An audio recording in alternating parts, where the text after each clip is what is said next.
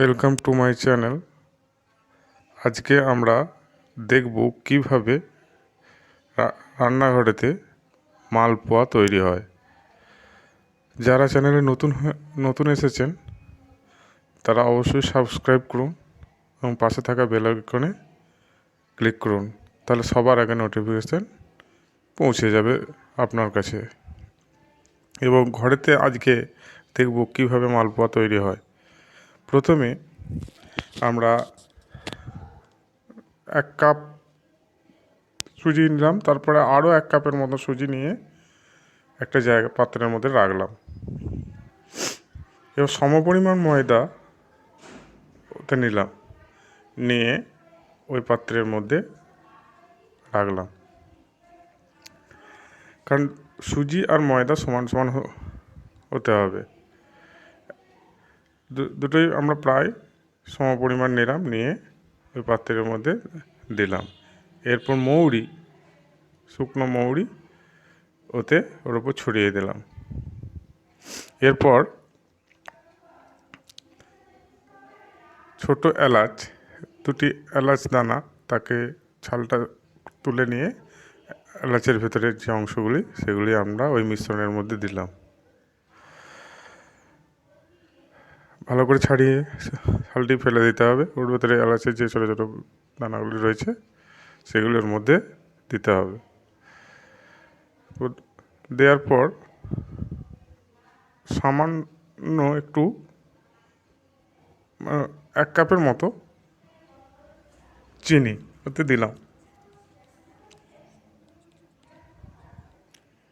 ভালো করে মিশ্রণটি তৈরি করলাম, ভালো করে মাখিয়ে নেওয়া হলো। এরপর আমরা ওতে পরিমাণ মতো লবণ দিলাম।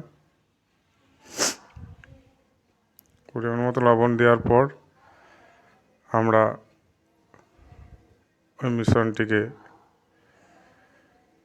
মধ্যে দুধ দিতে হবে পরিমাণ মতো,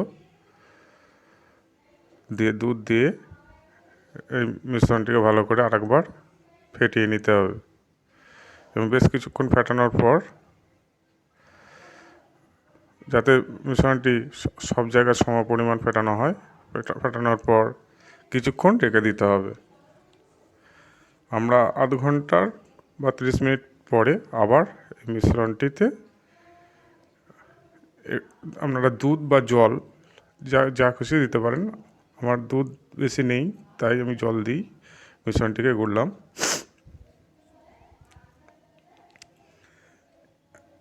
এই মিশ্রণটি আমাদের তৈরি হয়ে গেছে। এরপর একটি কড়াইতে সাদা তেল গরম করতে হবে। আমরা সাদা তেল গরম করতে দিয়েছি এবং আমাদের যে গোলনাটি তৈরি হয়েছে সেটি ভালো করে নাড়িয়ে নেওয়া হচ্ছে, যাতে গোলনাটি খুব বেশি মোটা না হয়। এরপর আমরা গোলনাটি এক এক করে ওই কড়াইয়ের মধ্যে দেব। আমরা দিয়েছি গোলনাটি, দেখুন এরকম লাল হয়ে এলে আমরা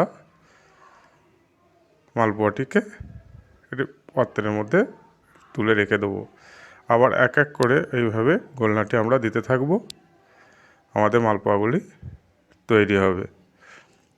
এবং গোলনাটি যখন কড়াইয়ে দেওয়া হবে তখন দেখবেন যাতে সাইডে পড়ে না যায়, তাহলে গোটা কড়াইয়ে ছিটে যাবে।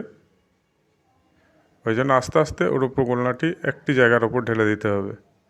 ঢেলে দেওয়ার পর একটু লাল লাল হয়ে ভাজা হলে তারপর মালপোয়াটিকে আমাদের পাশে রাখা পাত্রেতে তুলে রাখতে হবে। এইভাবে সমস্ত মিশ্রণটিকে এক এক করে করতে হবে এবং দেখতে হবে গোলনাটি যাতে খুব বেশি পুরু না হয়। আমাদের মালপোয়া তৈরি হয়ে গেছে। Please subscribe my channel, share, like and comment. ভালো লাগলে অবশ্যই শেয়ার করবেন। Thanks for watching.